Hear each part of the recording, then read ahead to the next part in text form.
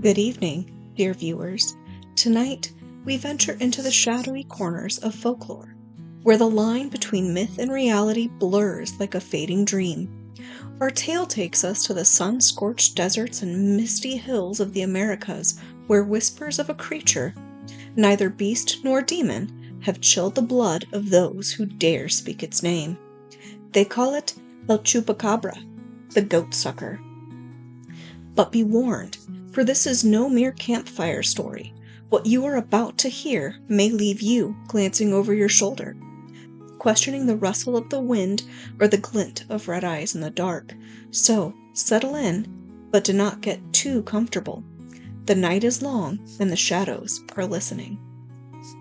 Let us begin. The Night Stalker of San Ignacio. The small village of San Ignacio, nestled in the arid hills of northern Mexico, was known for its quiet simplicity.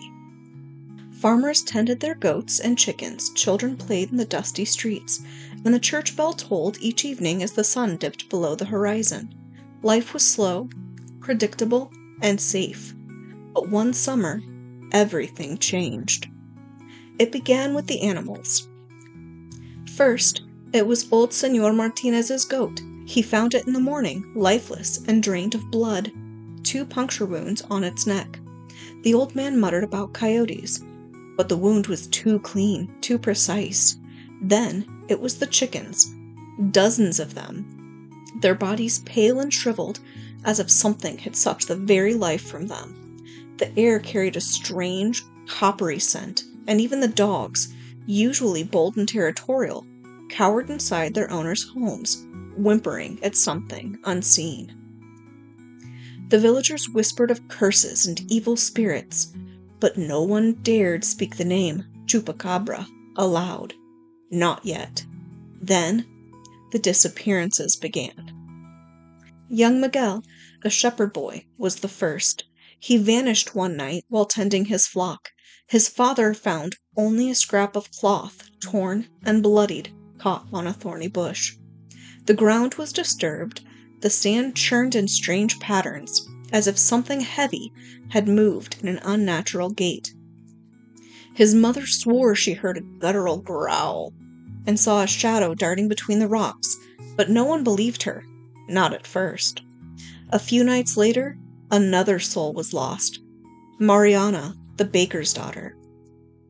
She had gone to fetch water from the village well just before midnight. It was something she had done countless times before, her lantern swinging in one hand, the wooden bucket in the other. She was supposed to return in minutes, but she never did. Her father, worried by her absence, went searching for her. The well stood at the edge of the village, surrounded by a low stone wall. The bucket was there, overturned, its rope still dangling over the side. Mariana's lantern lay nearby, the glass cracked, the candle snuffed out. The ground around the well was dry, except for one thing. A single, dark handprint, too large to be human, was pressed into the dust. That was when the village truly changed. Doors were bolted shut before nightfall. The once lively streets grew quiet after sunset. Children no longer played outside after dusk, and the men carried rifles when tending their fields. The church, once a place of quiet prayer, now echoed with desperate murmurs of protection, rosaries clutched so tightly that knuckles turned white. But faith, for some, demanded courage. Father Andres had been San Ignacio's priest for nearly 2 decades. He was a quiet man, devoted to his parishioners, and never one to let fear sway his duties. Even as the village descended into paranoia, he walked the dusty roads with his Bible tucked under one arm, offering blessings and comfort. One night, well past curfew, he received word that Doña Rosa, an elderly widow, had fallen ill. Her daughter pleaded at the church's door, her eyes full of tears. Rosa was slipping fast, and she begged Father Andres to come and give the old woman her last rites. The priest hesitated. He glanced at the sky. The moon hung low, swollen and red. The village was silent, too silent, but he could not refuse a dying woman her final blessing. He left the church with only his lantern and faith to guide him. The path to Doña Rosa's house was short, no more than a 10-minute walk past the old mill. The wind had picked up, whistling through the hills. The air smelled wrong, stale, like iron and something faintly rotten. Halfway there, he heard it, a low, guttural growl, reverberating from the darkness. He stopped, tightening his grip on the lantern. "Quien anda ahí?" he called. "Who's there?" No answer, only the sound of shifting gravel, as if something massive was moving just beyond the reach of the lantern's glow. The priest swallowed hard and pressed forward, murmuring a prayer beneath his breath. "El Señor es mi pastor. Nada me faltará." The growl came again, closer this time. His hands trembled as he lifted the lantern higher. The weak flame flickered, casting jittery shadows along the dirt road. For a fleeting second, the darkness parted, just enough for him to see eyes. Glowing, hungry, impossibly red. The priest staggered back, his heart hammering in his chest. The creature was there, just beyond the light, crouched low. The creature was there, just beyond the light, crouched low, its spined back rising and falling with each slow breath. He raised the Bible, his voice shaking as he recited, "Apartate, espiritu, maligno, en el nombre de Dios, retrocede." The thing moved, not in a lunge, not in a sprint, but a flickering, unnatural blur, closing the space between them in the blink of an eye. The lantern's flame guttered and died. The last thing the villagers heard that night was a scream, sharp, desperate, cut short. By dawn, Father Andres' disappearance was undeniable. The dirt road bore no footprints, no signs of a struggle. Only his Bible remained, open to a passage in Psalms, its pages fluttering in the breeze. The villagers took it as a warning. From that night forward, no one dared to step outside after sunset. Sometime after, a group of hunters decided to put an end to the terror.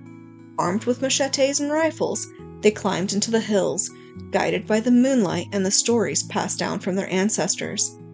The air was thick with tension, and the deeper they went, the quieter the world became. No crickets, no owls, not even the distant howls of coyotes.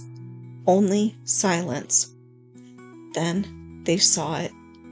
A hunched reptilian figure crouched over the remains of a goat, its skin a sickly green-gray, glistening under the moonlight. Its spines bristled like a porcupine's quills, and its eyes, glowing, malevolent, impossibly red, fixed upon them. It did not move like a beast, nor a man. It was something in between. The hunters fired. The bullet struck home, or should have. The creature flinched, but did not bleed. It let out a bone-chilling screech, a sound that did not belong to the earth. And then, before their eyes, it melted into the darkness, its form shifting like smoke caught in the wind. That night, the attack stopped, but the village did not celebrate. The old ones knew better. The creature was not dead. It had simply lost interest. For now.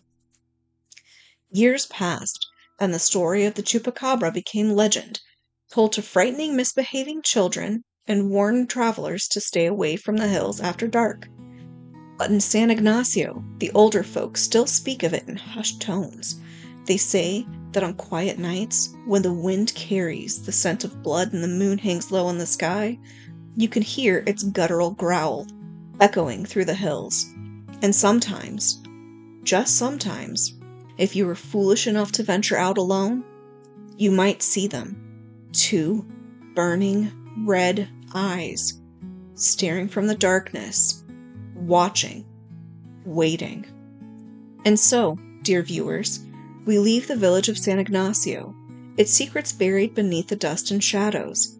But remember, the next time you hear a rustle in the bushes or feel the prickle of unseen eyes upon your back, it may not be your imagination.